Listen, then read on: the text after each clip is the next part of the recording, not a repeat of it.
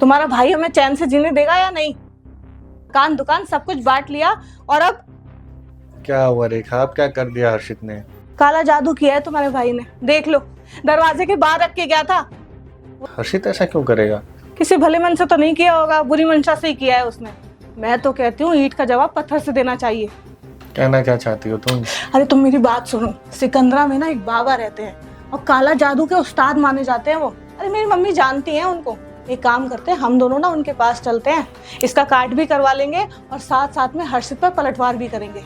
दिमाग खराब हो गया रेखा तुम्हारा। हर्षित छोटा भाई है मेरा। आप तो उसे अपना छोटा भाई समझ के प्यार लुटाते रहते हो, लेकिन वो आपको अपना भाई समझता है? दुश्मन समझता है, दुश्मन। नहीं तो इतना गंदा और घिनौना काम करता वो। जा रहा हूँ मैं हर्षित के पास, पूछता हूँ उसे हमसे क्या दिक्कत है।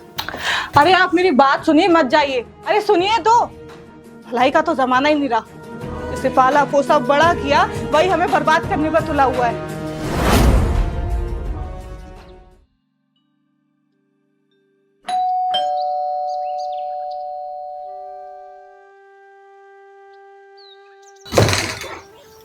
आप यहाँ क्या कर रहे हैं? हर्षित से कुछ बात करनी थी। हमें आपसे कोई बात नहीं करनी, आप जाइए यहाँ से। हर्षित को बोलो उसका भाई आया है। माला, आप जाइए यहाँ से। कौन है? क्या हुआ? भैया आप? हर्षित तुझसे कुछ 2 मिनट बात करनी थी।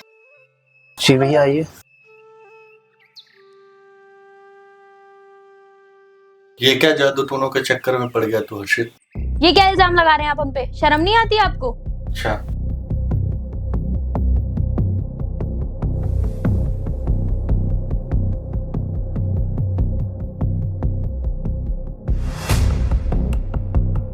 देख, अगर तुझे कोई परेशानी या दिक्कत है तो आकर मुझे बताता ना।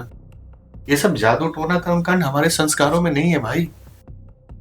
देखिए, आप अभी के अभी यहाँ से चले जाइए, वरना मैं 102 पे कॉल करके पुलिस को बुला लूँ। अच्छा, पुलिस को बुला लोगी? बुला पुलिस को। ये वीडियो अगर पुलिस को दिखा दिया ना तो मुझ पे कार्रवाई होने से पहले तुम दोनों पे कार्रवाई हो जाएगी। और हाँ, मैं यहाँ तुम दोनों को परेशान करने नहीं आया हूँ। मैं तो बस ये कहना चाहता हूँ कि अगर तुम्हें कोई परेशानी है, कोई दिक्कत है, तो आके मुझे बताता, मैं तेरी मदद करता। भैया, मुझसे बहुत बड़ी गलती हो गई, प्लीज मुझे माफ कर दीजिए। मैं कई महीनों से डिप्रेशन में था, इसलिए ये सब कर बैठा। अच्छा, डिप्रेशन में? क्यों, क्या हुआ? भैया, जब से हम अलग हुए हैं, मेरी दुकान, मेरा बिजनेस, लगभग सब कुछ ठप हो चुका है। लाखों रुपए की देनदारी है। मार्केट में मेरे साथ कोई काम नहीं करना चाहता। और वहीं भैया आपने एक दुकान के साथ साथ 2-2 दुकान डाल ली, इसलिए मुझे आपसे जलन होने लगी। और मैं और माला एक तांत्रिक के पास गए। उसने हमें ये पोटली दी और कहा कि अगर तुम्हारे भैया इस पोटली को छू लेंगे तो उनका बिजनेस ठप हो जाएगा और तुम्हारा ग्रो हो जाएगा। हर्षित, याद है बाबूजी ने क्या सिखाया था? व्यापार मेहनत, ईमानदारी और विनम्रता से फलता फूलता है, ना कि जादू टोनों टोटकों से। और माना कि भाग्य बड़ी चीज है, लेकिन मैं कर्म में विश्वास करता हूँ। और तुझे लगता है कि मुझे ये पोटली छूने से तेरा भाग्य बदल जाएगा, तो ले छू दी मैंने पोटली। और तुझे इसके साथ जो भी करना है वो कर।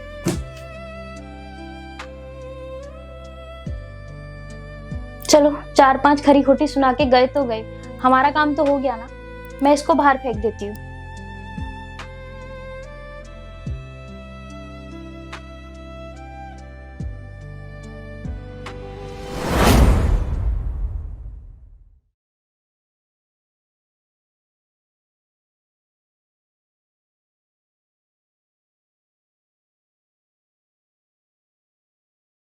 ये लो, चाय पी लो।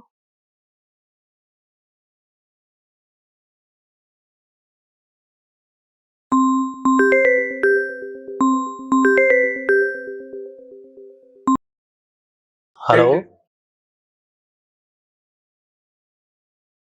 पर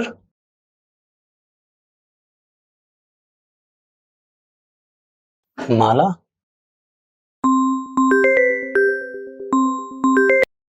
हेलो?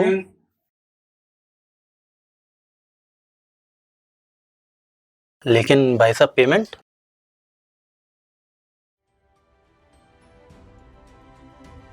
ठीक है। माला, सारे होलसेलर मुझे माल देने के लिए तैयार हैं, वो भी बिना एडवांस दिए। देखा, मैंने तुमसे बोला था ना, तांत्रिक बाबा के पास चलो, सब ठीक हो जाएगा, लेकिन तुम्हें मेरी बातों पर विश्वास ही नहीं था। ये तुम्हारे तांत्रिक बाबा की वजह से नहीं हुआ है, ठीक है?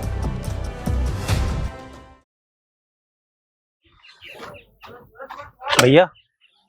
हाँ अर्षित बोलो। मुझे आपसे कुछ बात करनी थी। बोलो। भैया, मैंने आपके साथ इतना बुरा किया, आपने फिर भी मेरी मदद करी, मेरा सारा कर्जा चुका दिया, ताकि मैं अपना बिजनेस दोबारा से शुरू कर सकूं।